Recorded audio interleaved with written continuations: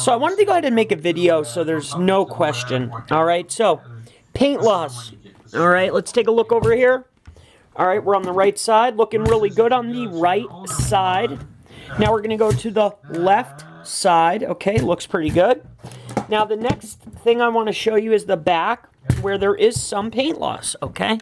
So if you take a look here, you can tell that, you know, it's been rubbing. All right, I want you to go ahead and take a look. As you can see, this piece here is sticking out, which makes it relatively hard to move the, I don't know what you would call this, the arm or whatnot. As you can hear it, listen, hear it dinging, okay? So the bell works, the thing moves, but this thing is sticking out, all right? Does the little opener open? Yes, it does. Do the buttons work? Do the keys work? Yes, they do. I would assume, all right, let's take a quick look here.